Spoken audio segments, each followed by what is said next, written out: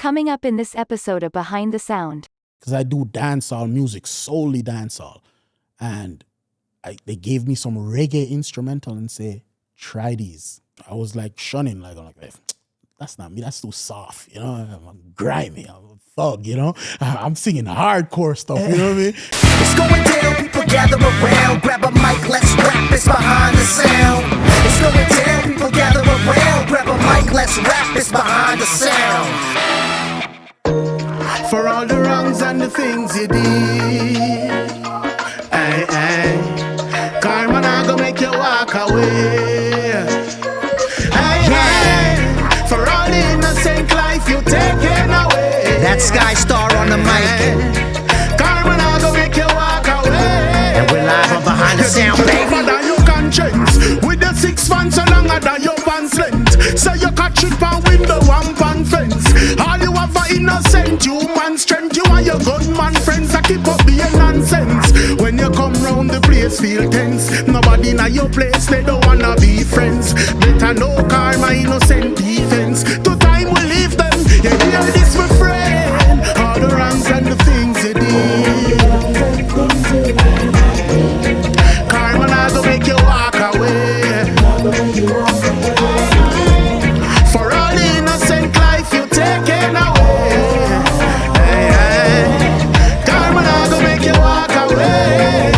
Yo, RJ. I did a lot of dirt, I'm saying I'm far from perfect. Put in a lot of work, I had to prove that it was worth it. When karma comes back around, I ain't gonna walk away. I'll stare it in the face with understanding I deserve it. You reap what you sow, you keep what you owed. Believe what you know and only half of what you heard. A third of what you see, cause you can never be sure. Put your own needs second or you can never be first. Rely on your third eye, forget what you desire. Regret cannot exist when we make the bed we lie. And for my pride, I'll make sure that bed is king size. For my time, I'll beg forgiveness in my king size. Sky.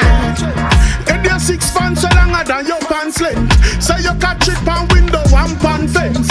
All them have a innocent human strength. Them and them gunman friends that keep up being nonsense. When you come round the place feel tense. Nobody in your place, they don't wanna be friends. Better no karma, innocent defense. To time we leave them, RJ my friend. All the wrongs and the things they did.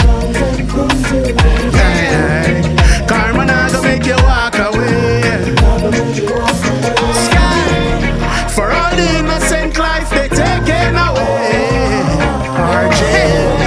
Karma not gonna make you walk away. Live on Behind the Sound, baby. Loudly. We kill an antics, kill them slowly. Lord, man. Love that. Yo, one take, that's a wrap, One take, bro. That's a wrap.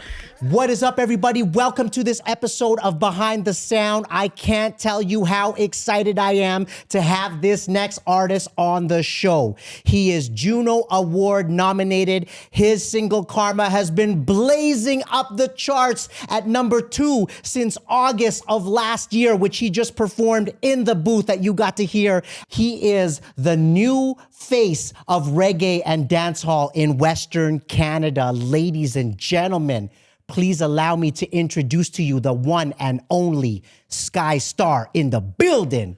Load, and I bust the cloud. Planet Zone, RJ. You know what time it is. Yeah, man. Riot Monkey and a Quiet Monkey. Big up Diet Monkey.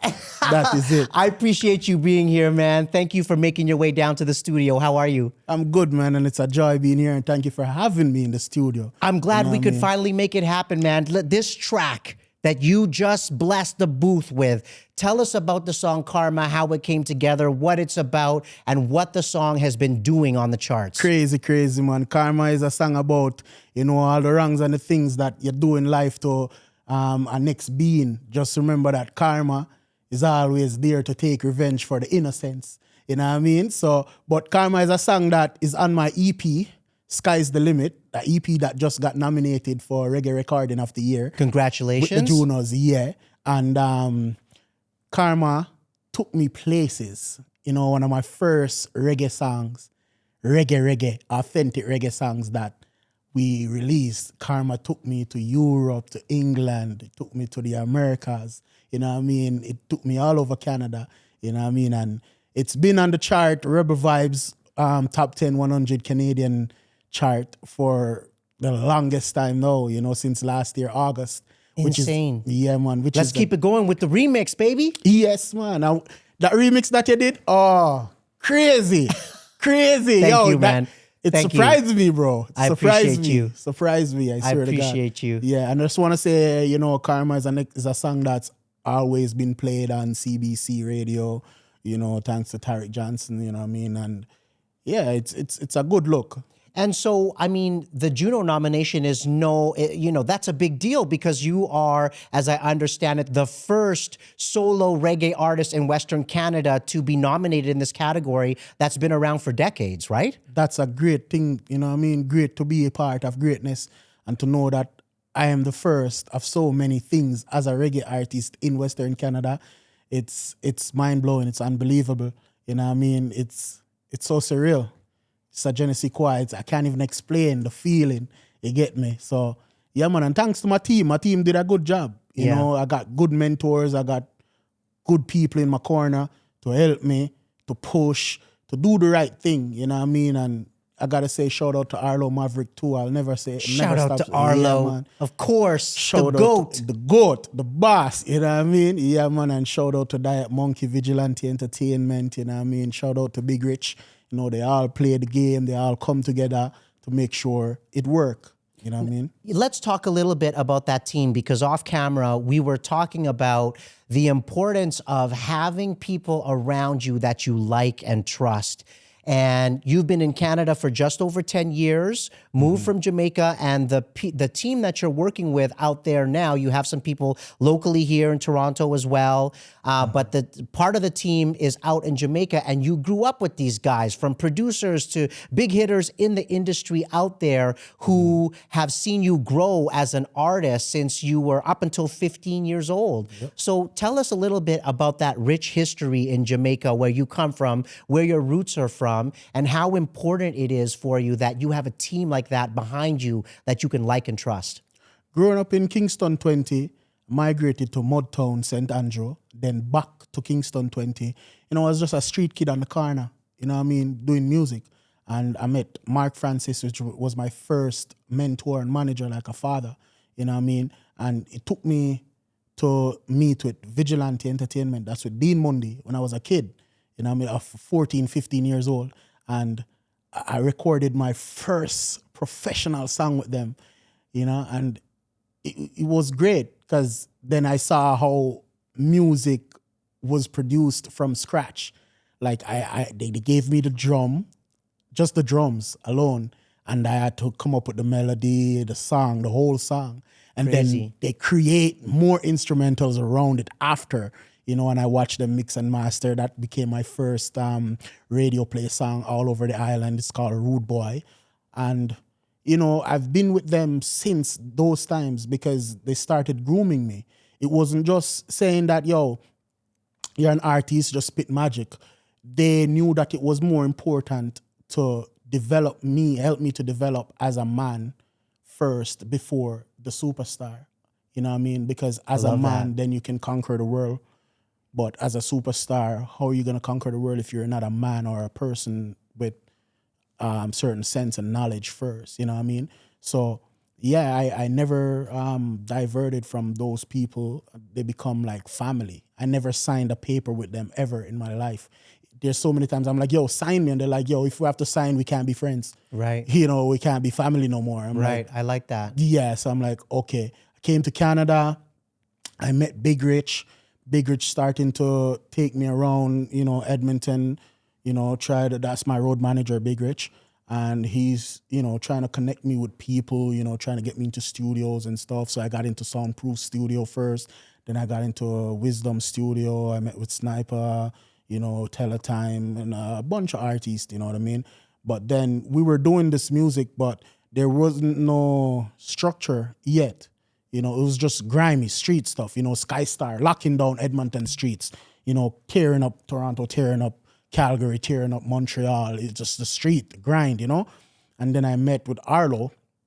Arlo started teaching me the mainstream part of the business now. Then I met my now manager, Diet Monkey, Richard Dawkins. This is where everything starts to look different. This is where the music starts to carve out. What I learned about having a team, it helps you as the artist to structure yourself. It brings a certain discipline, and you have proper representation.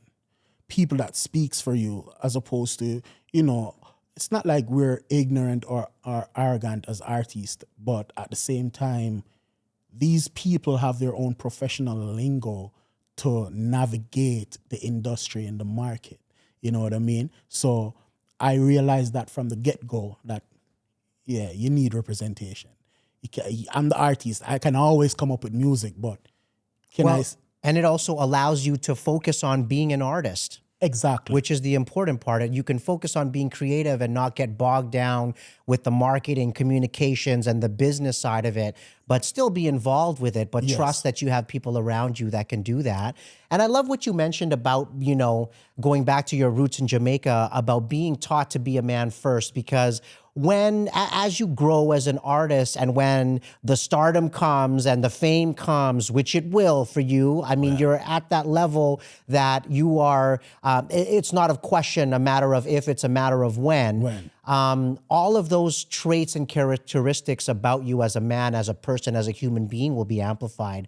So those can be good and those can be bad, and there'll be a little mix of both. But when you have that foundation that people around you have helped you build to be a good person, not just on your craft and as an artist, that's going to make a world of a difference as you continue to grow as an artist. Yeah, because, first I was doing it on my own, right? Got to do everything. Everything. Yeah. Like, I do the video shoots, I direct my videos, I get my songs mixed and mastered, I produce them, I put them out. It was a lot. Like, it was a lot, but I understand that, to try to get to success, you got to put that work in. Right. You know what I mean? And people, that there's no producer or a manager out there that wants a artist that's starting from scratch. Right. They need someone that is already working, that half the job is done. So when they come on board, it's just to enhance, to amplify what's been done. You get what I'm saying? Yeah, so it's all about that work. And then there's a time in this music when you realize that you have to do it solo too, You have to take on the road by yourself. Yeah. Well, you have to also understand the ins and outs of all of those pieces before you can bring somebody in to do that.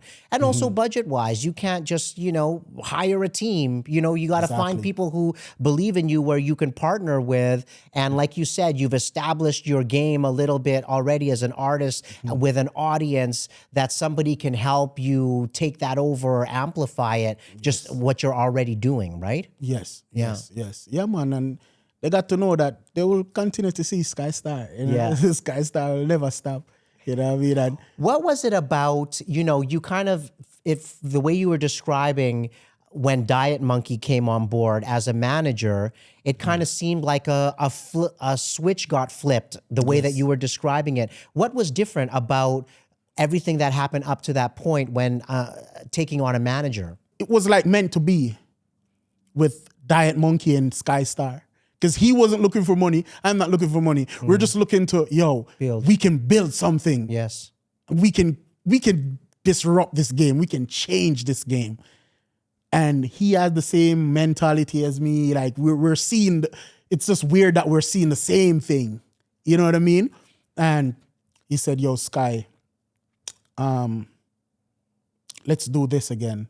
We didn't do a new production. We just let's build on what we have already. Yeah. So then I never had administrative background. I never have paper trails to say that. I never had a resume. I only had a biography. That's it. I never had nothing. And when he came on, he said, you need this, get this, get that, get this, photo shoot, that, branding. It's like it was just a whole year of branding only. No new music, nothing. Yeah. And then he just said, we need a body of work. Then Arlo came to me and said, Sky, you need a body of work. Yeah. Then my production team in Jamaica is like, you need a body of work. I'm like, why is everybody saying this body of work thing? You need an EP or an album. I'm like, oh.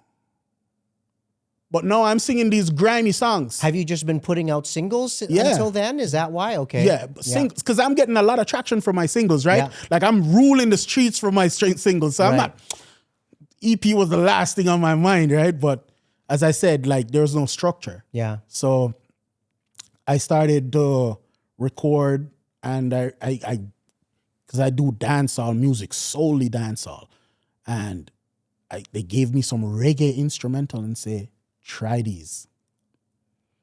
And I started to vibe on it. That's how I got Karma. And I got Makeup. I'm like, whoa, this is different. What? I was like shunning, like, I'm like, that's not me. That's too soft, you know? I'm grimy. I'm a thug, you know? I'm singing hardcore stuff, you know what I mean? Karma, da-da-da-da.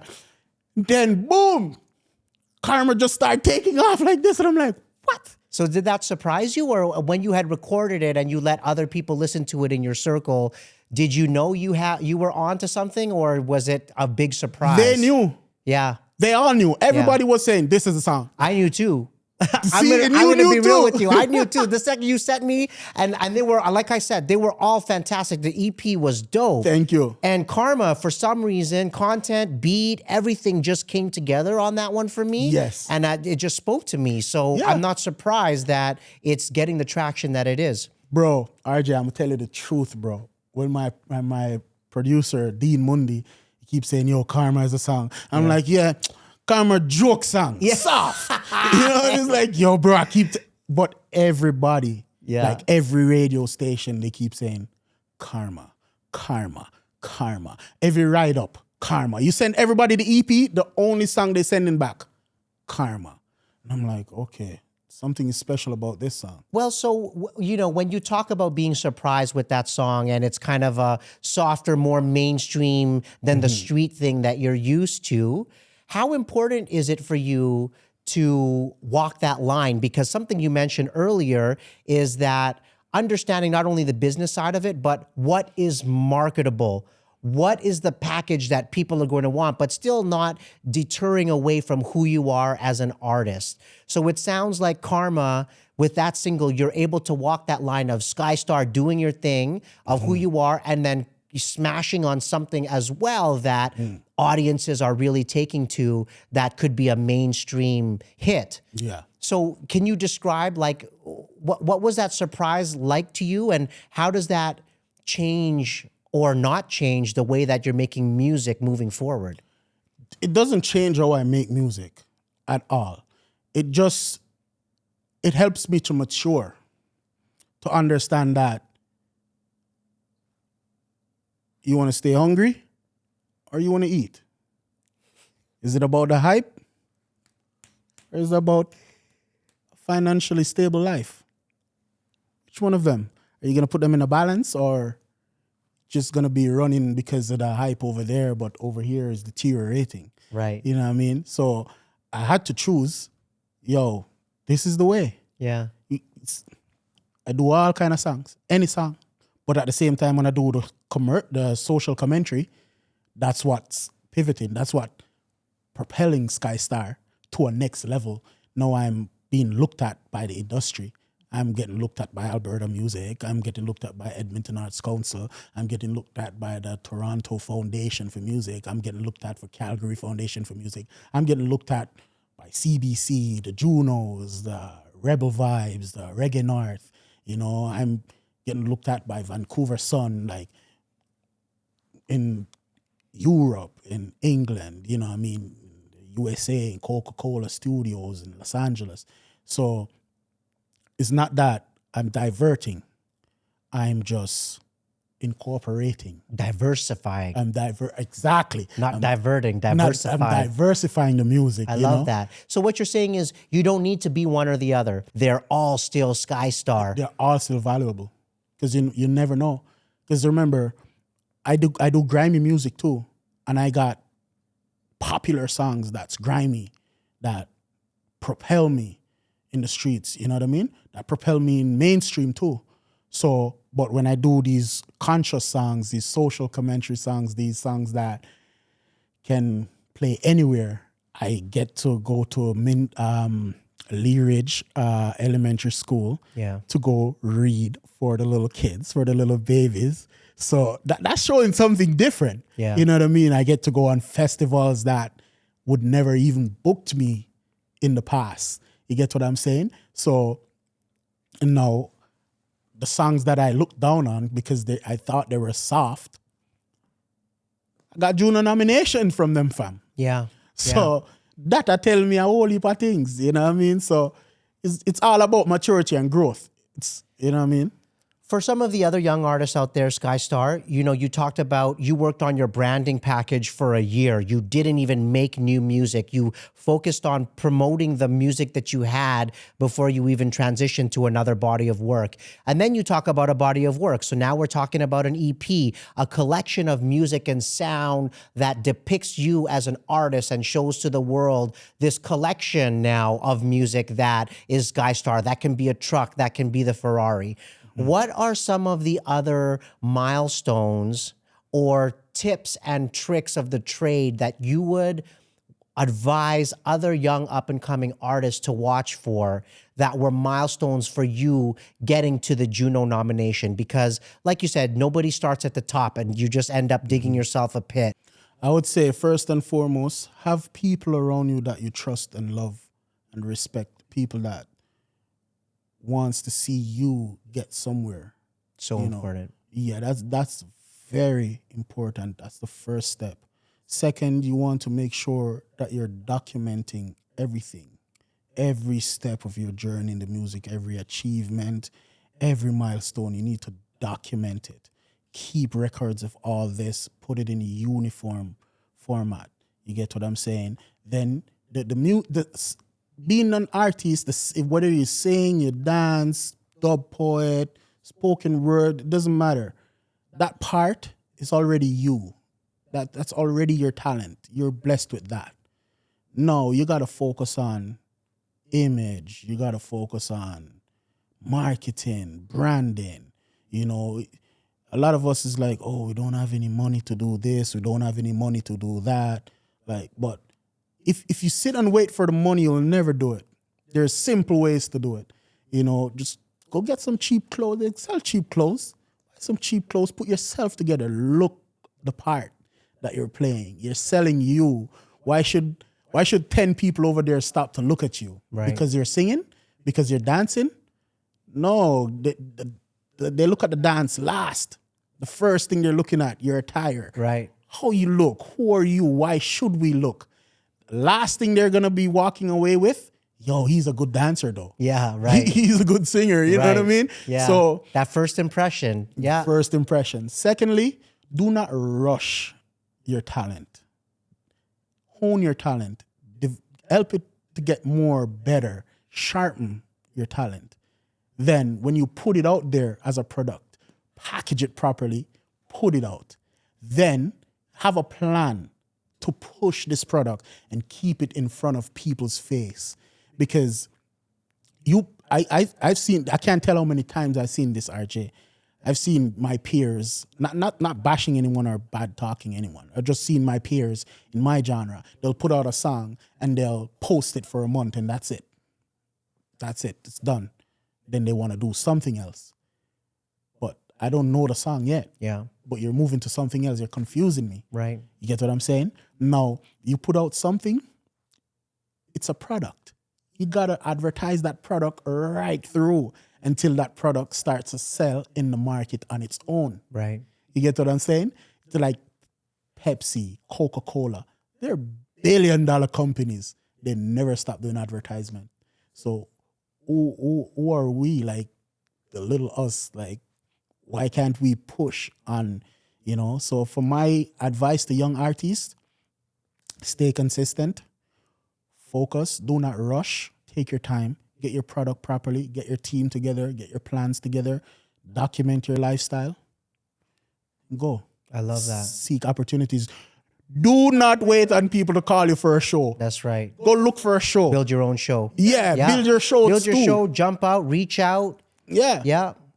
Yeah, even if you get 2 people to come watch you to sing, next time those 2 people will bring 2 more people and You never know. That's right, brick by brick. And I also love how you said a lot of your peers, and it happens in the industry a lot where you put out a song and artist thinks that's the end of that journey, but that's the beginning. That's the beginning. I know it's a long road to like come up with the music and come up with the lyrics, and then finally, you know, there's all these delays, and then it's mixing and mastering, and finally you get it out. But that's just the beginning. That's just the beginning. You know when the grime really starts?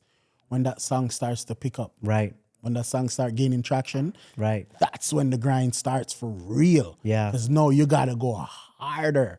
Because you can't just have it going there and like, oh, it's picking up, and then you stop and just watching it. No, you gotta go hard now. You know what I mean? Yeah, just like me, I do my own show too. Every year I keep a show called Intimacy. Yeah. And my concert that I keep here in Edmonton, I did the second stage in last March 6th at the Aviary. Yeah. And that was a good one. I got a good turnout, good fans. They come out, you know what I mean? So we're doing what we're supposed to do. Slowly by surely, it will. This song is on fire. You are on fire. Thank you. I absolutely appreciate you coming and dropping that song in the booth and letting me drop a little verse on it for this remix live on Behind the Sound.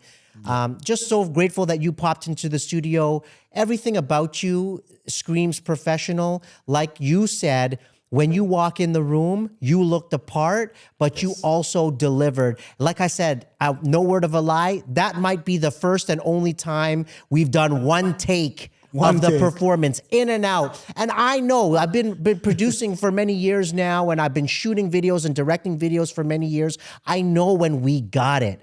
And dude, when you rocked that performance, I'm like, there is no fucking way we're gonna get a better take than the energy of that one. That's true. And you're a true professional. You sent me everything you needed. I got the instrumental for live version, the instrumental. And as soon as I showed you what the arrangement was, are you cool with that? Yup, cool, easy peasy. And you went in the booth and you slayed that, man. So I appreciate your professionalism and the way that you deliver your verse. And thank you. And I appreciate your professionalism too. I appreciate the accommodation, and your verse, I never knew that I could hear a rap verse on a reggae rhythm. That's a remix for itself right there. So who knows? But let me say this too. I'm glad this studio is in Edmonton. I would love for my reggae dancehall diaspora to know that this is in Edmonton. This is not in Hollywood. This is not in Vancouver. This is not in Toronto. This here where I'm sitting right now is in Edmonton. So do not say we don't have resources. Hit up RJ, you never know. Let's take it to the streets. Let's take it to the world. I appreciate you, man. I appreciate you so much. Thank you again for being here and for all of the kind words. This is another episode of Behind the Sound. If you like what you hear and see on this show, make sure you follow, like, subscribe, do all of that stuff. Every view, every listen, every stream goes a long way and definitely means a lot from each and every one of you. So thank you so much. Thank you again, Skystar, for appearing on the show. Karma, the remix, baby. The remix. Thank you. Thank you so much. Let's go. Let's go.